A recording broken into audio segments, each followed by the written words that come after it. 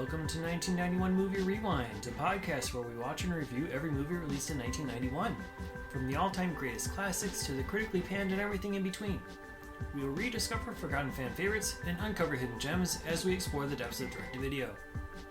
Join us in our celebration of the fun, unique, and diverse films of this highly underrated year. This week, we watched Curly Sue.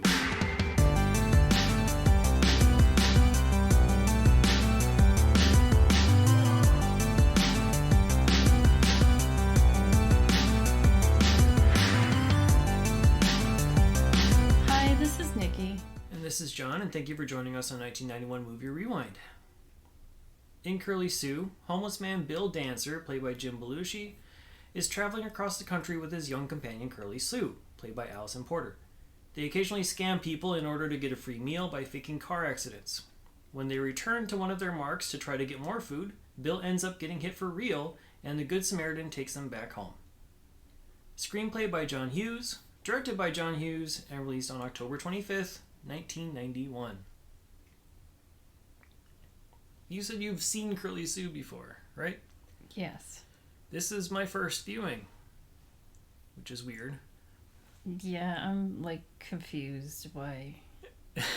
I'm just confused why you haven't seen certain movies. I know, this one seems like it would be. I mean, like I said something last your week. Family would see. Yeah.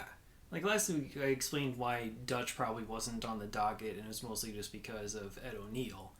That's my theory. I don't, no deep analysis or, confirmation from my mom on that. But this one, I mean, it's, a simple family comedy.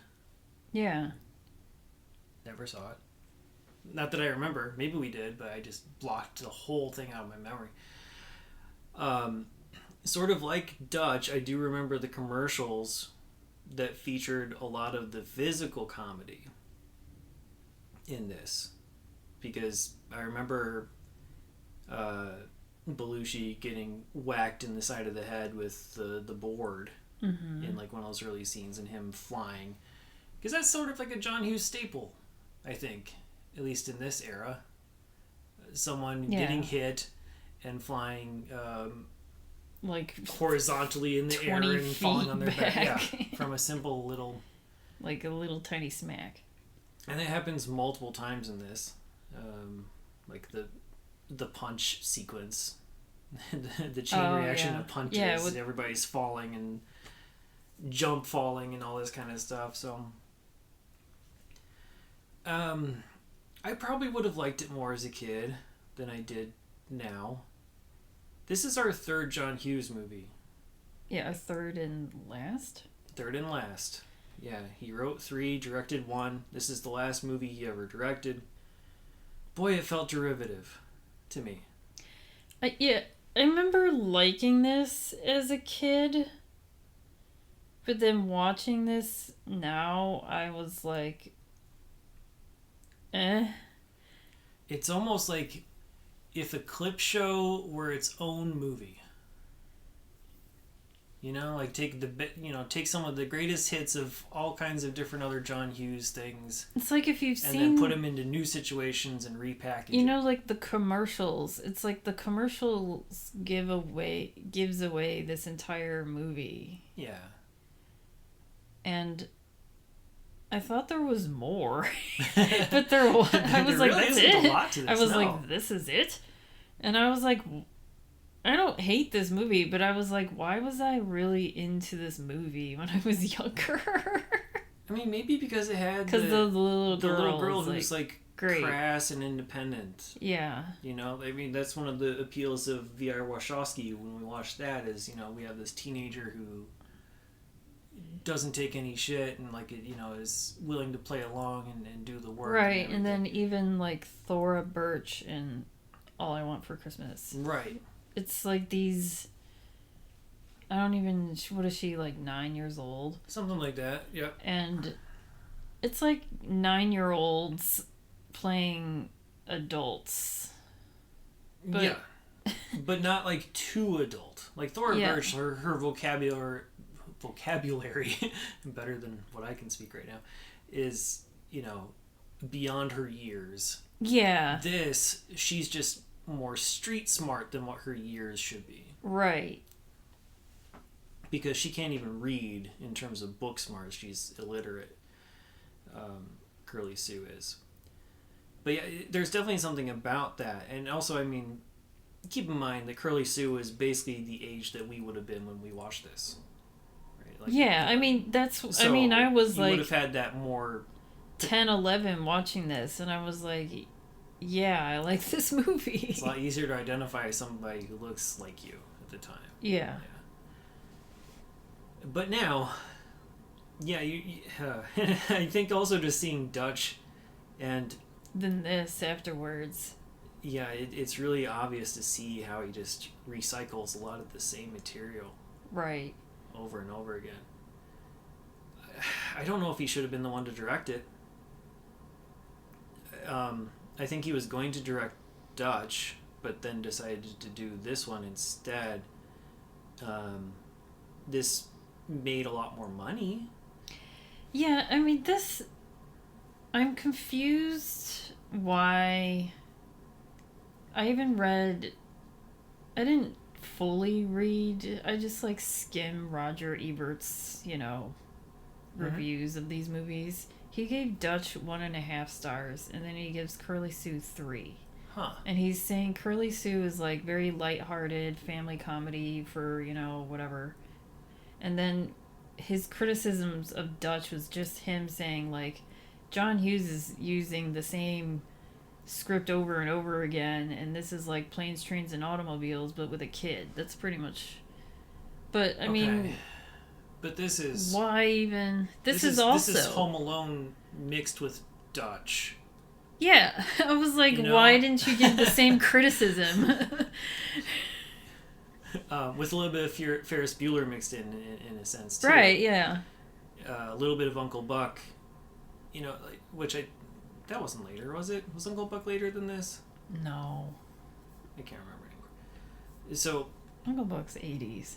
Okay, that's what I thought. It was like 88, 89. That's why I was confused with Roger Ebert's thoughts. Yeah, I mean, and I think Dutch just has a better message while hitting a lot of the same type of points. I mean, there's a little bit of the class stuff here, too, right? Because you have these homeless people who are doing everything they can to survive, and they're preying on the wealthy because, distribution of wealth, I guess. But they don't take more than what they need. They're not being greedy. They're not stealing wallets, even though Curly Sue wants to. Mm-hmm. Bill says, that's not what we do. We don't break those laws. We only break the dumb ones. So... And that's basically just so we can get food and survive. So it's a little bit more obvious. It's a little bit more heavy-handed here, the class stuff. But obviously you also have Doris/Gray. She's credited as Gray Ellison, but they refer to her as Doris a couple times, and I don't know. I don't know if that's whatever. She has two different names that she's referred to, Gray and Doris, played by Kelly Lynch. She's the one that they, scam in the beginning and pretend to have her hit Bill with the car, and then she hits him for real on accident because she was also really stupid in that moment.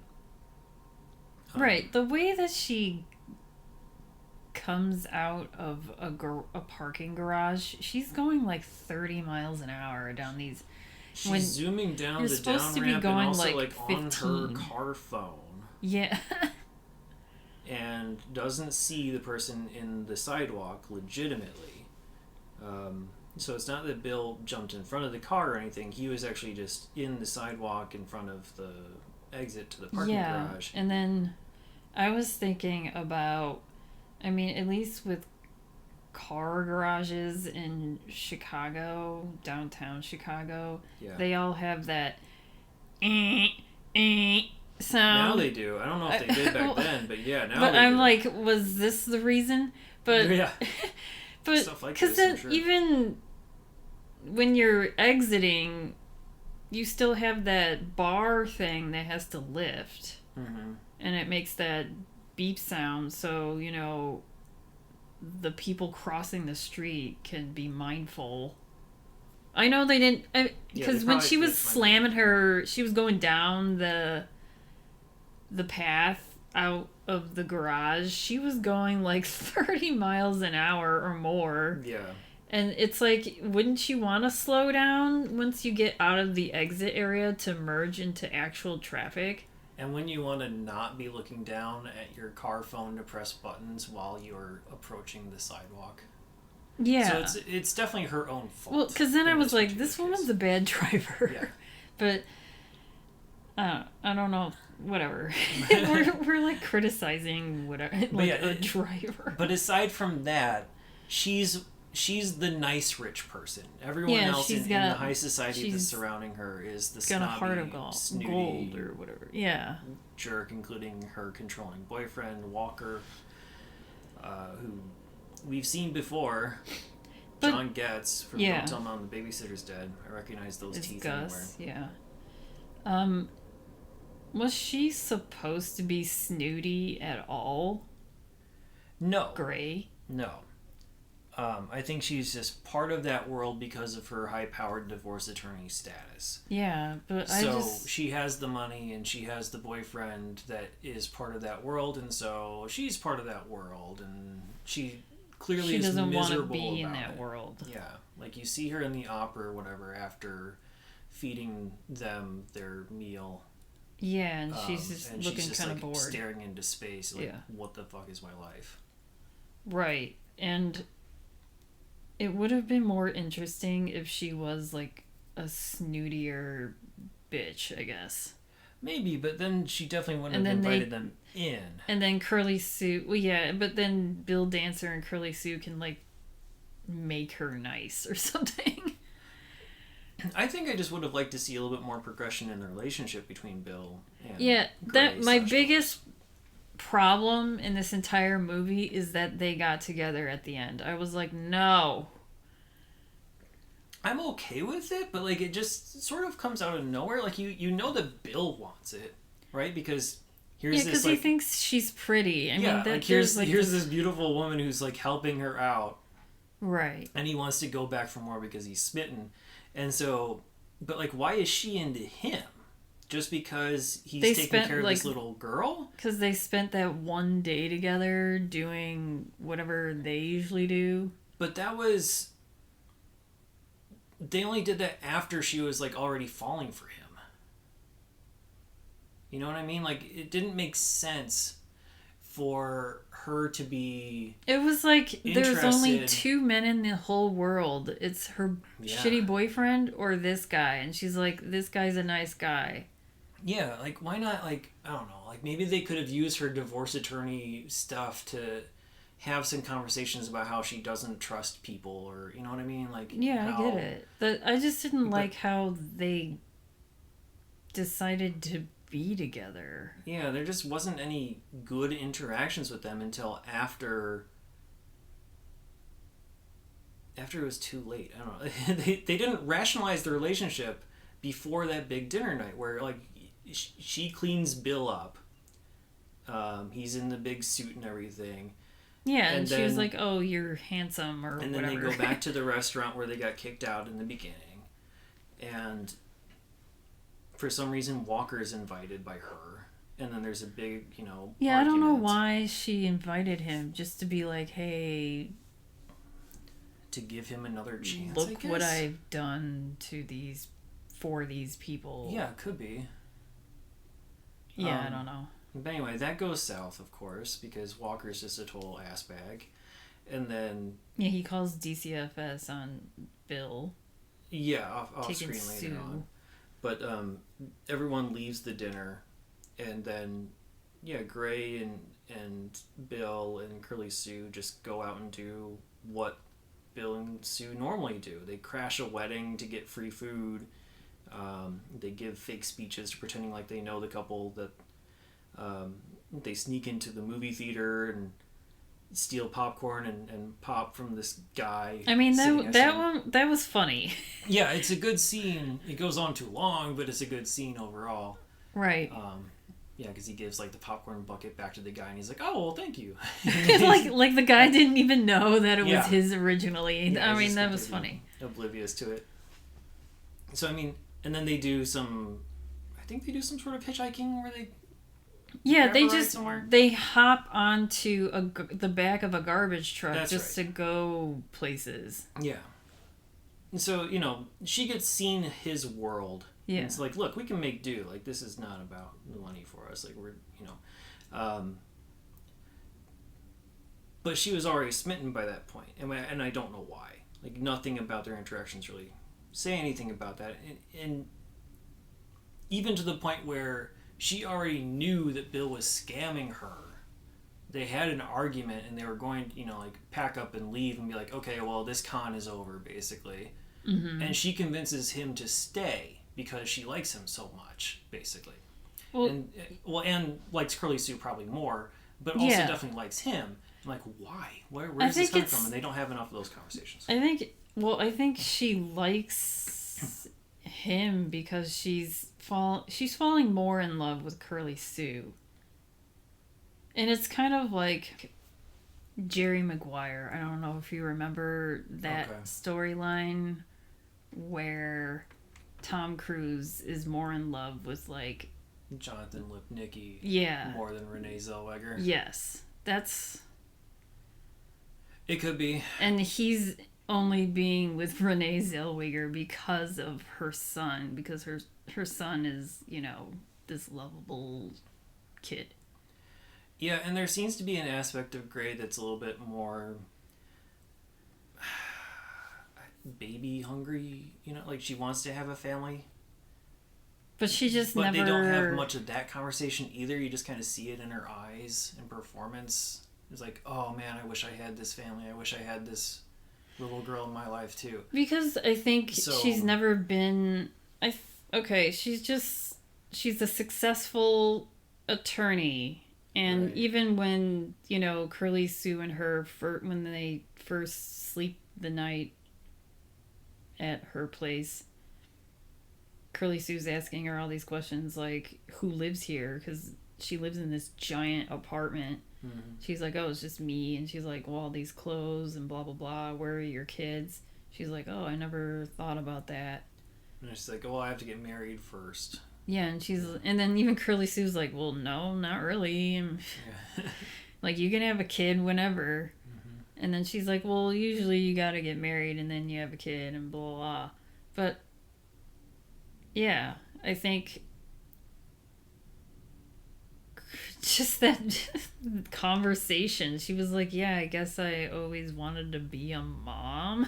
I don't know. Yeah, that's like the little tiny bit that you get, other than just having her stare in awe while they're eating food at the whatever diner that they get taken to downtown after getting quote-unquote hit for the first time by the car.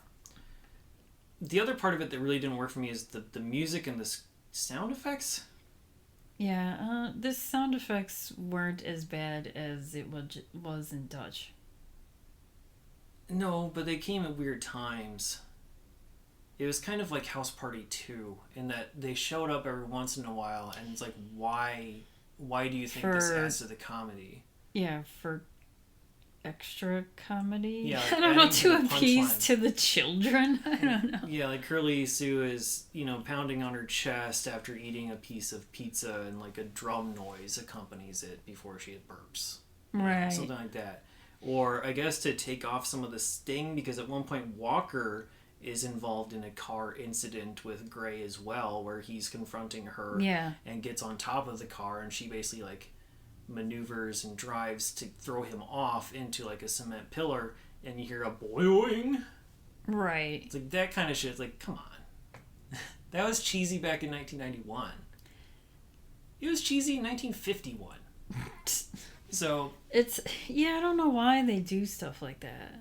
I mean, I think it's just for the children that are watching this. Make it a kids movie, like as if kids don't understand that this is garbage. Or well, I mean, it's not meant to be cartoony, but they just make cartoony sounds for the kids. I think there's probably a big part of the mentality behind it, but as a kid, just like, as a one-time kid, I can tell you. As a one-time kid. That did not fly with me back then either. I mean, it didn't...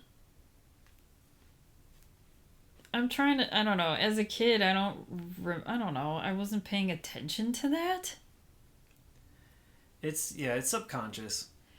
But it's like now I hear it and I'm like, why? Mm-hmm. But I still hate the Dutch music more. Yeah. Alan Silvestri's score in Dutch is worse than this one, which is by Georges Delerue. Oscar winner Georges Delerue. I'm not sure if I'm pronouncing his name fully properly because he is French. He won an Oscar for A Little Romance. He was also nominated a few more times for Anne of the Thousand Days, Day of the Dolphin, Julia and Agnes of God. He also was going to do the score for the 1991 movies Josephine Baker's Story and Black Robe. And he also did an unused score for Regarding Henry, which Mike Nichols decided not to use. I mean, he was probably going to do boil. I think that was all Hughes. I think that was all John Hughes' decision to handle those sound doing effects. boiling. Yeah. It's like you're not going to use that in Regarding Henry. No. Maybe, get like a weird little slide whistle while he goes to the revolving door. I think the performances are good, though. Yeah. At least we got, again, I mean, this is where Hughes really shines more so than, I don't know, some of the writing at times in this movie, is that he's able to get good, competent child acting. Yes. So we have Alisan Porter as the lead, and she is extremely captivating, just like Ethan Embry was, just like Macaulay Culkin was the year before. All of these child actors that he's able to just bring to us have done amazing jobs, and Alisan Porter is no exception here. I think she is able to do just about everything you want. She does the fake emotions for the scam moments, and she does the real emotions for when it's supposed to be, Oh, yeah, she does a good job. Yeah, and that's tough for someone who's like 10 years old or less. Like when she first is talking to Gray while Bill is like sleeping or pretending to be unconscious, to be sick or dying or whatever, or hurt. And she's doing this fake crying, and then when Gray leaves, she gets louder. She's like, making it sound as if she's having a mental breakdown because her father is dying. Yeah. And then the second time he gets hit, it feels a lot more visceral and real. Right, and then she quickly goes back to being normal, like eating pizza or something. Yeah. And then Jim Belushi as well, I think is good in this. I honestly don't really subscribe to the Jim Belushi hate that a lot of people seem to. I don't know, they see him as like a joke. Why? Oh, because he's riding the coattails of his brother or something? I think so. I think that's really what it is. But I mean, he had his own comedic stuff going on at the same time. Sure, he wasn't on SNL then because he was the younger brother. But I mean, he eventually got on SNL and actually had an Emmy nomination for writing one of those seasons that he was on. But he was in Second City in the 70s while his brother was on SNL, and he did other stuff as well. He was doing Chicago stage productions and doing his thing. I mean, I think it's just because he's not as much of a bad boy, he doesn't have the mystique and the drugs and the crazy partiness that John did. And so he's doing more family-friendly stuff. He's had, because he lived, had the ability to take his career into all kinds of different directions. Whereas John Belushi may have done the exact same thing, but he has that live hard, die young. Yeah, the wild mystique side party animal. Yeah. While he was just low key. Right. So.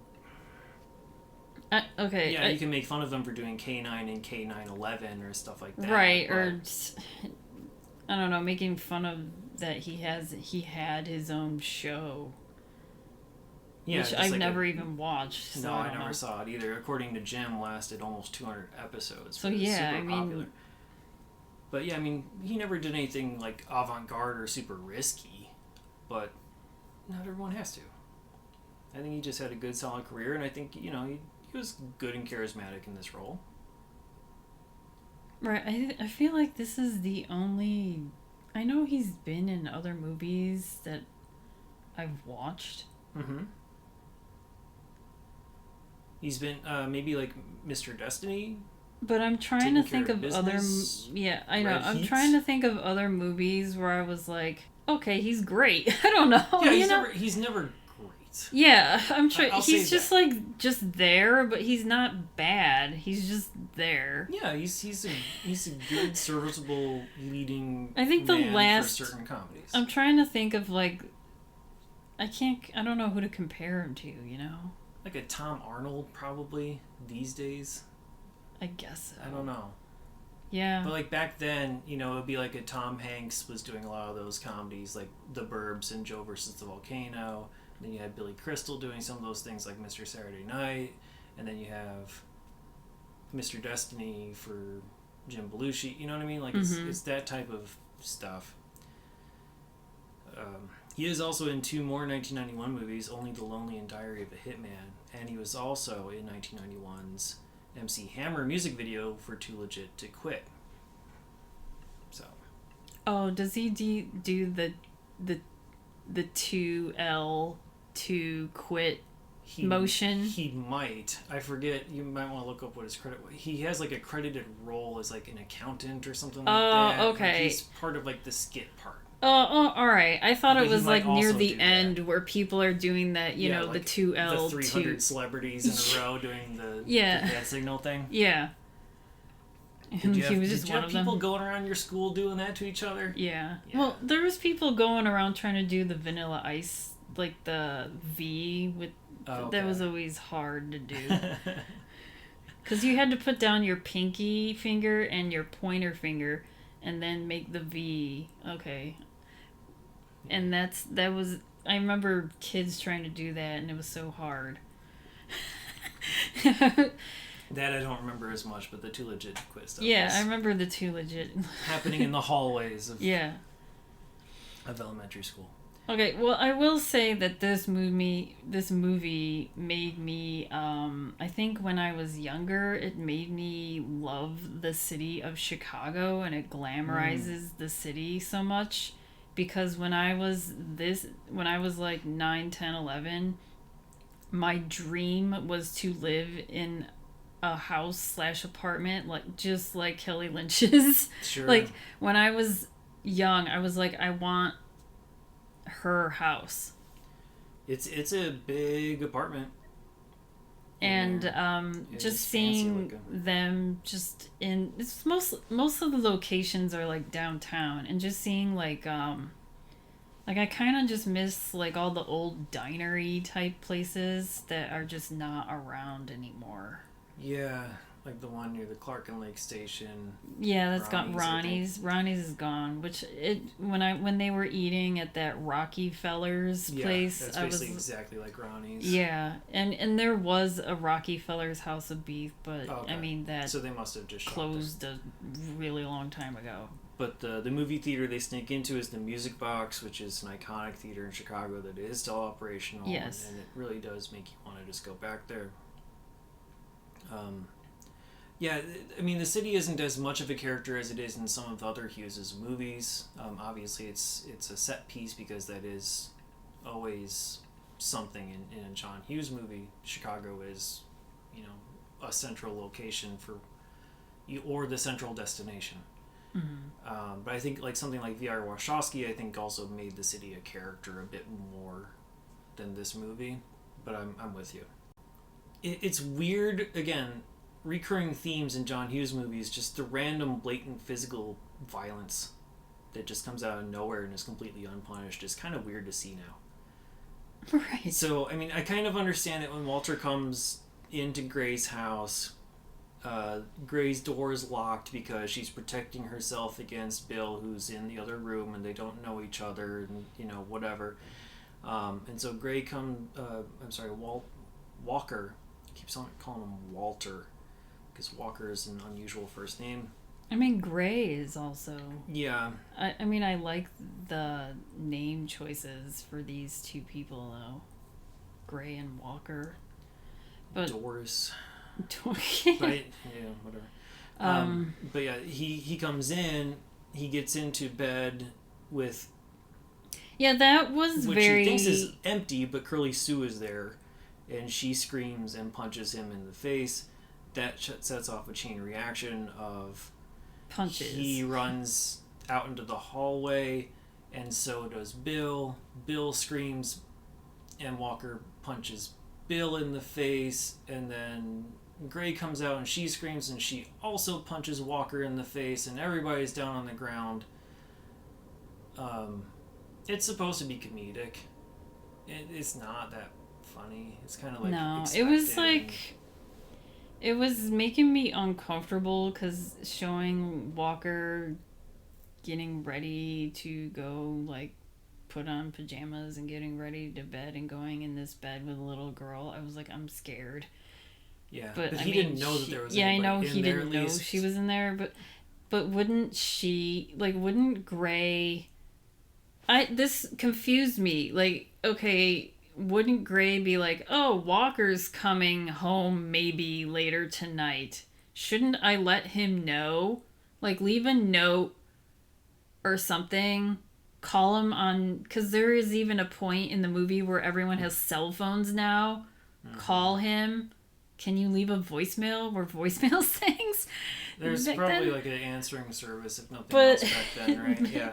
Yeah, you're right, because, I mean, she says to... Be like, yo, by the way, those people that I hit, like, the day before are staying in my place. The only other thing I can think of is, like, maybe she didn't know that he was coming, because they did have an argument. Right, and that's technically her place. It's not their place. So maybe he had a key, and she just didn't know that he was going to come over that night. But it's just, that scene just made me more uncomfortable than anything. And then I also just thought it was uncomfortable because you're allowing... I know that you hit the guy with your car, but why not... I know this would not even be a movie at all, but why not call 911 or something to take him to an ER instead of doing a house call... A doctor house call. And the doctor kisses her on the cheek when he leaves, too, which is also weird. And I'm like, is that doctor, like, who is that to him? Just everyone or her? Is everyone just trying to get with Gray, and that's what's going on there? Or, is, like, that's off-putting. But I think the reason what they try to explain away with that whole thing is they don't take him to... Because she doesn't want to... Because she doesn't want to ruin her reputation and standing within the community and blah, blah, blah, blah, blah. Yeah, because meanwhile, she's in this high-profile divorce case. Yeah, she's working with the wife of a politician who wants to divorce, and she has a lot of dirt on this politician, and so, again, she doesn't want to get things muddied up for that. So, try to keep her own nose clean. Right. To protect this case that we hear way too much about, and it doesn't really matter at all. Yeah. I mean, it's used as leverage / blackmail at one point to try to get the whole DCFS stuff resolved. But other than that, it's a lot of wasted mileage. Yeah, the chain of events with the punching was kind of weird, but I think what was more awkward to watch was when they return back to the restaurant where Bill and Sue are kicked out of at the beginning, and then the maitre d', is like, oh, you kind of look familiar, and he's like, remember me? I talked about how everyone needs to be seated evenly, and you can't discriminate against homeless people, whatever, blah, blah, blah. It's like, oh yeah, I remember you, haha. And then Bill just starts punching him over and over again. Right. Well, then... And nothing fucking happens. They just go in and eat. Right. Just takes it. It was just... Yeah, that was weird. But then it was also weird because that maitre d' guy pinches like Curly Sue's cheeks. Yeah. And he's like, "May I?" And she's like, "May you what?" And he's like, "Oh, we'll kiss your cheek." Like, who does that I know. to a I was stranger? assuming, like, take your coat. Yeah, I was like, yeah. But, like, I would kiss your also cheek, like, ask, no. "May I what?" And then I would also say whatever she said. Like, I don't even know I what she forget said. what. It was something clever. Right. And Like then in a he's pig's just eye like, or something yeah, like in a that. pig's eye or something. And he was like taken aback by that, and I would be like, yeah, yeah. And then what I found, I don't know if you looked up what that guy did. The actor. No, I know it's Cameron Thor, but I didn't write his credits down. I was gonna okay, I'm gonna do a brief 5-minute trigger warning true crime tiny segment now. Oh, okay. Is that the actor Cameron Thor was sentenced to 6 years in prison for sexually assaulting a 13-year-old girl. This is in 2016. I did not see that at all. I saw that and I was like, should I even talk about it? And that was my talk, and that's the end of the trigger warning. Okay. Other unmotivated violence, I guess. The first scene with them, when Steve Carell in his movie debut, non-speaking debut, is the guy Tessio. He gets a name but not a word. Goes and gets the chef from the back, and the chef runs out like a maniac and chases them out and throws them against a truck. See, I thought as if they were like frequent, like right, but they're Bill clearly not, because they're drifters from state to state. Yeah, but it made it seem as if Curly Sue and Bill have done this like a million times already, and that they had history with the chef specifically. Yeah, but no, and I was like, what was his role? And why is the chef doing this? Yeah, why not have, I guess, the maitre d' / who would be head of house or whatever, or front of house, doing the kicking out of people, not the chef. Yeah, it was a very strange situation. That chef, by the way, we've seen him before. He was one of the big biker guys in Harley Davidson in the Marlboro Man, the guy who gets smashed with the 8-ball or something like that. Okay, yeah. So he's in a bunch of stuff. Branscombe, Richmond. It's just such a weird sequence of stuff. But again, like, same situations, just same. Like, it was weird in Dutch too. You know, when people just got randomly punched and it was okay, no one said anything. Mm-hmm. It's just weird. 90s were weird in some ways. I mean, was that supposed to be funny back then? Yeah. You don't think those were set up as jokes? There's like a musical sting when the chef came out and everything. It was like, I'm just like, it was like meant to be funny in the same way the Ice Cream Man was meant to be funny in Highway to Hell. Yeah, I'm wondering. I kind of just want to go back in time and, like, I don't know. I mean, I was a kid. I wasn't paying attention to this. But I want to know if, like, my mom or dad would be like, ha ha ha, that's funny. Yeah, it's weird. You know what, like... Adults, like, 30 years ago, were they just, like, easily amused? Or were they also thinking what we're thinking now? Like, is this supposed to be funny? Or I'm watching this because, like, my daughter likes this movie or something. Yeah, it makes me... all these Hughes movies make me question how much some of his older stuff holds up. You know, it makes me second-guess things a little bit. Like, Home Alone. I haven't seen Home Alone in a long time. But it has a lot of that weird Pratt-Falk and cartoony violence. And I think it's because it really leans into cartoon violence, like a Tom and Jerry thing, that it probably works better. This just seems out of place because it's mostly realistic with a couple flashes of cartoon. Right. The only movie of his that I know by heart and I watch frequently is Pretty in Pink, and that's just because it's one of my favorite movies. But that's not... But he didn't direct it. No. But that movie doesn't have any comedy, really. I mean, like the Ducky. Duck Dawn. That's 16 Candles. Oh, that's 16 Candles. Pretty in Pink is like, you got Ducky. Ducky, I think, is supposed to be comedic, but I mean, honestly, watching that, like, Ducky's a stalker, and that part's disturbing to me. Like, he literally stalks Molly Ringwald's character. But, and that's supposed to be endearing. So, you know what I mean? Like, that's... So you're, like, you want to go back... I know even just the Long Duck Dong character in itself is wrong in 16 Candles. I mean, okay, Ferris Bueller, I think, we watched that a couple years back as one of, like, our Netflix pandemic watch parties, and that was fine. Yes. It did have some of the... I mean, but it made sense when Jennifer Grey punched the principal... because he was literally intruding into their house. The intrusions, whatever. Anyway, we're kind of getting off of a tangent, but I think the main thing is, like, all of these movies have some weirdness to them that probably were not seen as weird in 1991, but now come across as... So it's that kind of thing. Like, it's not intentionally malicious or weird. It's just, looking back on it, it just seems, like, antiquated. Right. I mean, they would, like, these movies wouldn't fly not today. Not without some regards to some of these movies situations. He did. Yeah. Yeah, you couldn't have him punching the maitre d' over and over again for no reason and have nothing come of it. Right. He didn't even, like, the maitre d' just took it. Yeah, and then... Like, haha, okay, right this way, sir. And didn't even... That was the end of that. Mm-hmm. So, yeah. Anyway, long story short, this is a...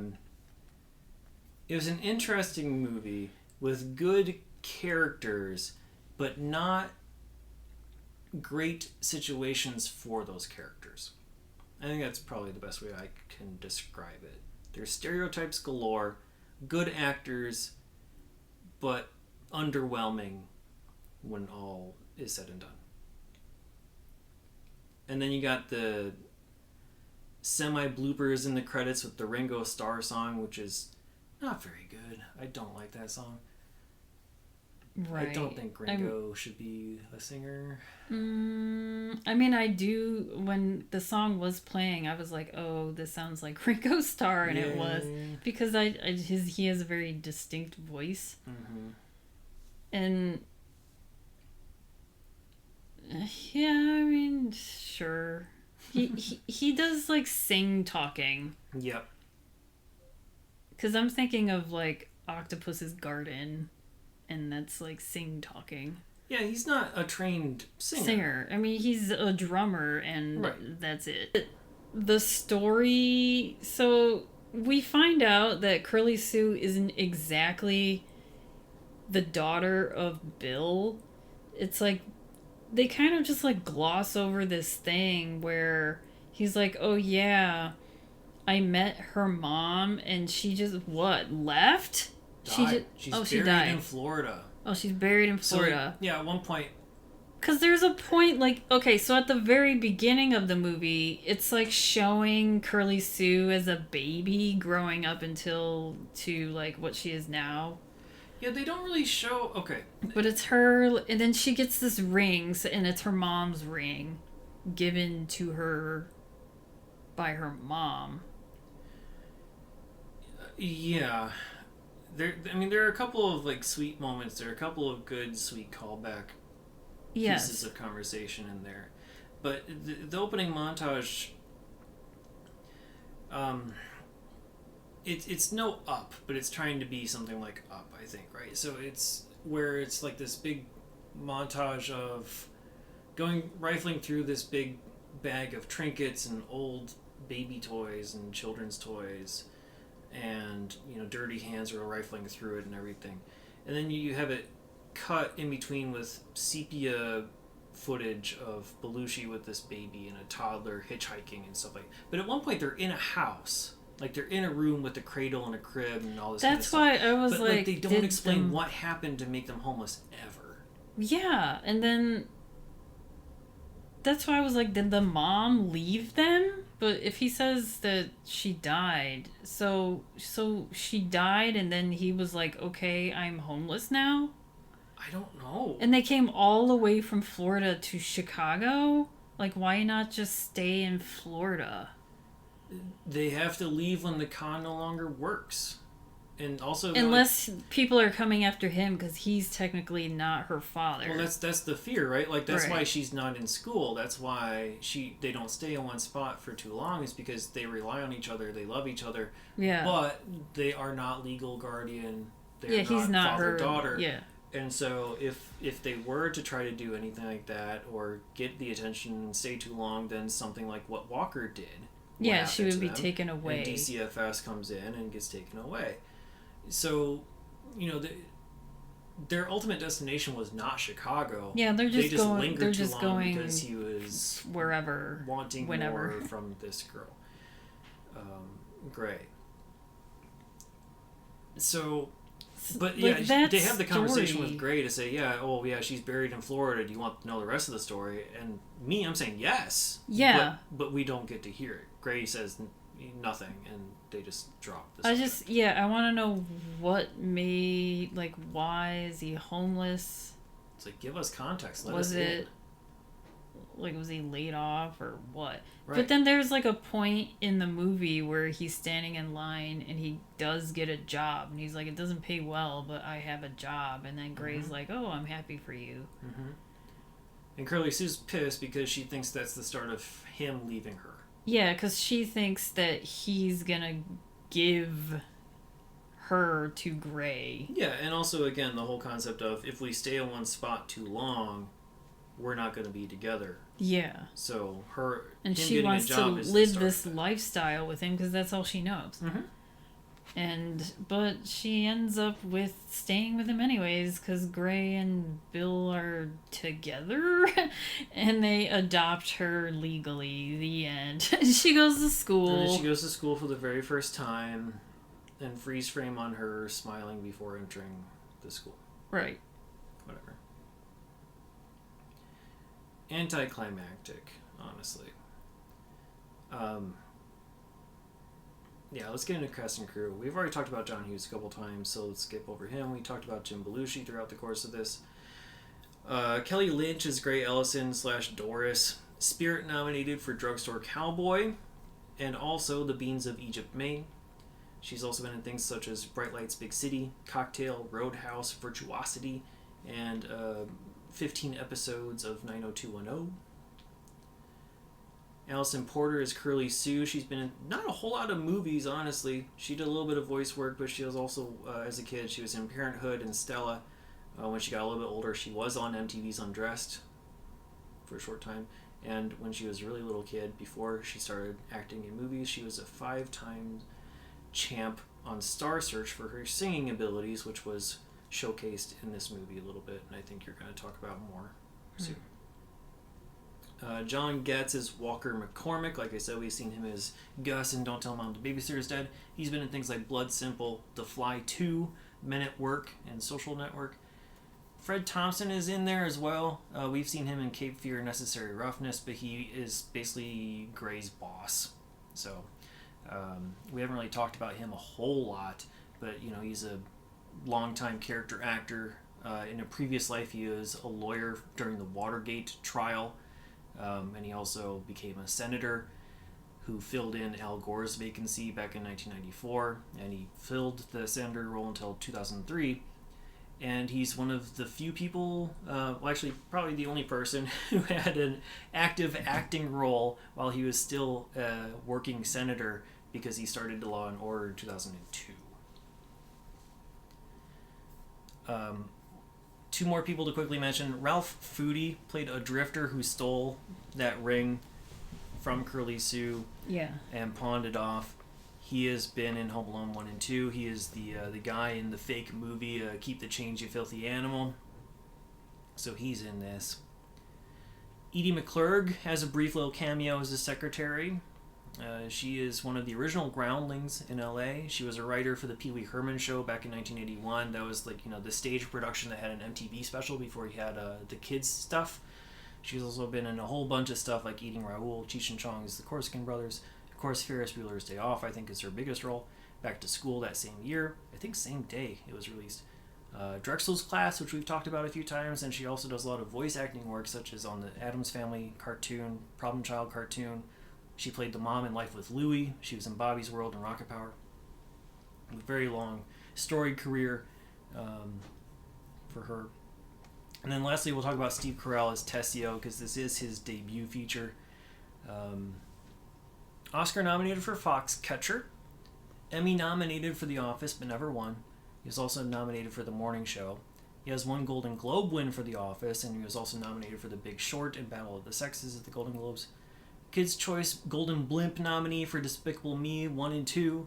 MTV Movie Award nominations for Foxcatcher for Best On-Screen Transformation. Best Fight and Best WTF moment for Anchorman 2. Nominated for things like Get Smart, 40-Year-Old Virgin, where he won the Best Comedic Performance at the MTV Movie Awards. Also a writer for the Dana Carvey Show, and was a Daily Show correspondent from 1999 to 2005, which is where I learned of him first, because he was great on the Daily Show. But yeah, he is here as a non-speaking role. And that's about all we have for cast and crew that we haven't talked about before. In terms of awards, pretty much the only thing we have is Alisan Porter winning the Young Artist Award for Best Starring Actress in a Feature Film. So we'll move on to True Crime and Pop Culture. Okay, so this movie was released on October 25th, 1991, which was a Friday. And one thing that we've talked about, I can't remember what episode, but we talked about Bill Graham in an episode. Because he's in Bugsy. Oh, okay. Well, that was like a year and a half ago. Anyway, episode number 4 or something like that. Yeah, but October 25th, 1991 is when Bill Graham died, and that was in a helicopter crash. So he died on this day at the age of 60. But yeah, I know he's done like a lot of, rock concert promoter, and that's how I knew about the Bill Graham Theater that's in San Francisco. Yeah, he did some acting. He was in Bugsy, and he also had a little small role in The Doors as well, which we have not watched. And then just one thing for TV that I noticed on CBS, there was a Disney World's 20th anniversary special. It was a 1-hour special, and I found it on YouTube, and it includes commercials. Ooh. I just skimmed through it, but it looked interesting. And it's just like, it was just, I don't even know who it was hosted by. It was some guy, I don't know if he even worked for Disney World or what. But it's just, there was little skits in between, and they had performances by Garth Brooks. They had Angela Lansbury. She was singing Beauty and the Beast, and I started crying because I was like, she's not here anymore. Yeah, she just recently passed. And I was like, ugh. And then I was just like, oh my God, I'm getting sad. And then they showed Robin Williams, and I'm like, I'm sad again. Because they, like, doing little skits with comedians. You had, like, Robin Williams, and then there was, like, a thing with Carol Burnett. There was a thing with Whoopi Goldberg dressed up in her Sister Act outfit. Okay. Like, to promote Sister Act, I guess. Yeah. And then there was a whole thing with the dinosaurs, the baby dinosaur in Dinosaurs. There was a thing with Dolly Parton. There was a thing with Goldie Hawn. It's just a lot. Wow. And in between this were, performances. And it was, Garth Brooks, Angela Lansbury, and then there was another performance by Amy Grant. But then they just showed, in between all that, it was just like a big parade throughout Disney World celebrating 20 years. And some of the commercials that I saw, there were a lot of promos for TV shows that were coming up, and one of them was for the Palace Guard, which I remember talking about before. And then I think even the show Brooklyn Bridge and like Northern Exposure. So I was like, oh, these commercials are good.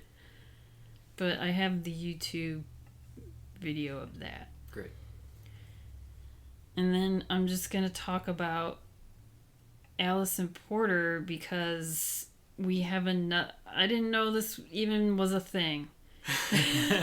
But we have another person that was on The Voice. Yeah, these things come in waves for some reason. Like our first 4 movies had MTV Best Kiss nominees. Right. Like, pure coincidence. Well, yeah, and then I was like, I mean, like what we said last week, I didn't know that.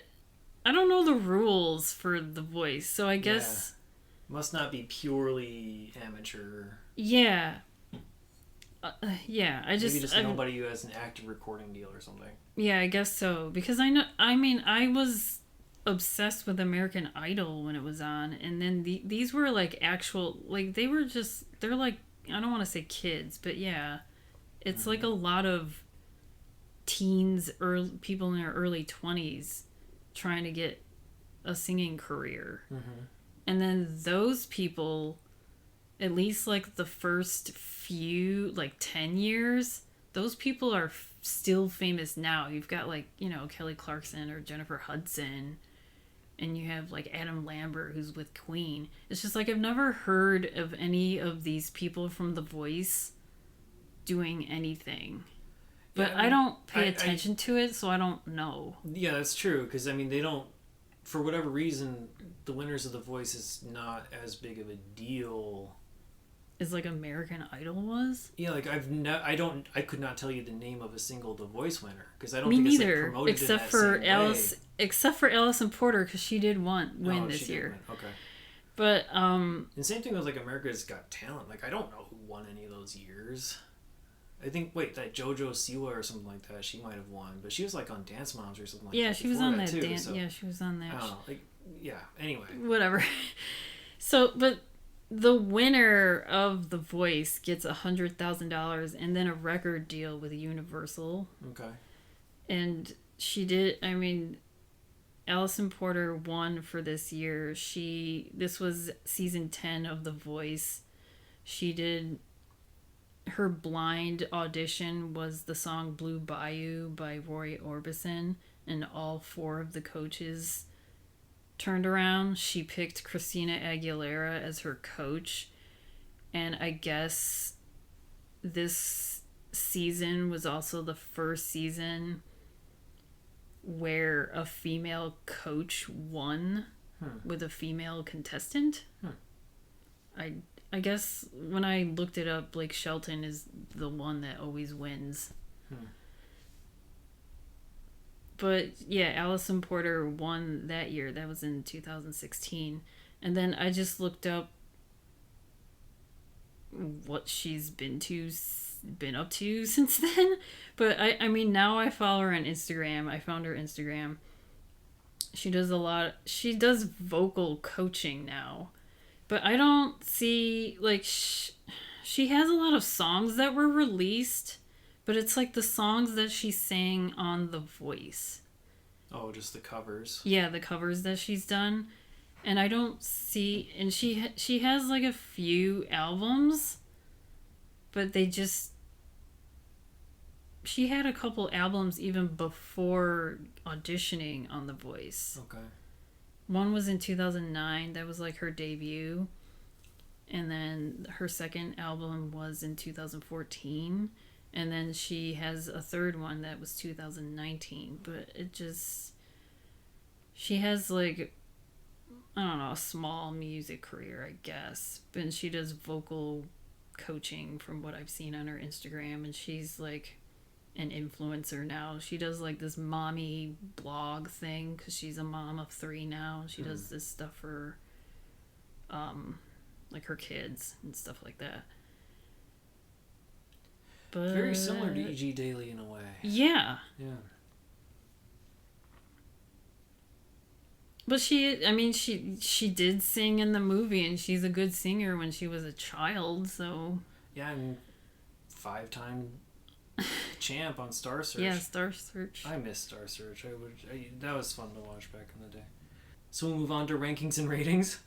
Yeah. Okay. So where on your 1 to 5 star scale are you going to put Curly Sue? I'm going to give this a 2. Okay.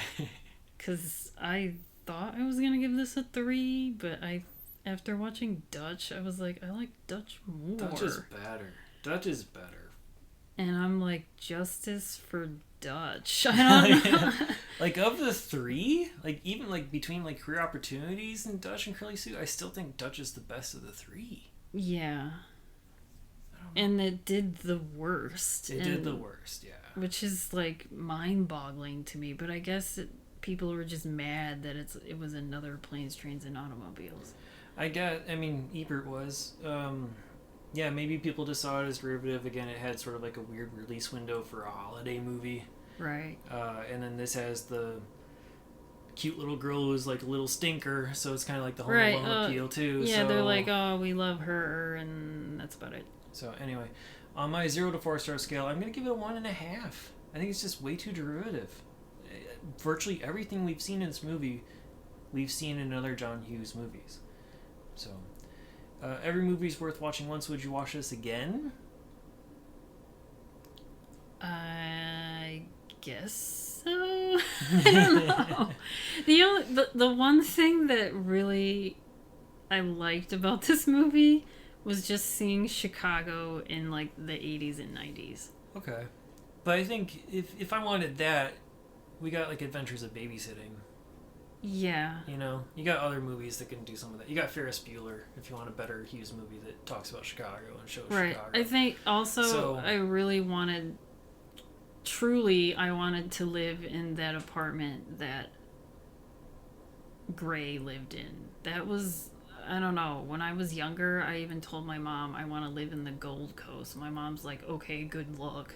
Like to like 11-year-olds. And yeah. Never too late to dream. I don't think I'm going to watch this again. I think there's way too many Hughes movies that I'd rather watch again first. One part in the movie that I found extremely funny is mainly because when I was her age was when they did the whole montage of her putting on like dresses and shit. Like fancy girl clothes. Yeah. And she's like rolling around saying, what are these? Like looking at her tights. She's like, are these pants or what? Yeah. And she's rolling around like itching and squirming. I was literally like that as a child. I don't know. And I still found that hilarious. Yeah, there's some good scenes. There's some good moments. I don't like the shopping montage that goes on before that, where it's just like Gray and her assistant like buying out all of Marshall Fields. These random store clerks like doing a model show for them. Like, that was stupid. But anyway, if you out there want to watch Curly Sue, as of this recording in November 2022, it's available as a digital rental, VHS or DVD. As always, check your local listings. As for us, you can listen to us on all of your major podcasting platforms. Please remember to rate, review, subscribe, and tell your friends. You can email us at 1991movierewind@gmail.com. Follow us on Twitter, Instagram, Letterboxd, and YouTube. Just search 1991 Movie Rewind or go to 1991movierewind.com for the full list of movies along with show notes and more. Next week, we're going to watch My Girl. It's available as a digital rental, VHS, or DVD. We will see you then. Thanks. Sort of pause there.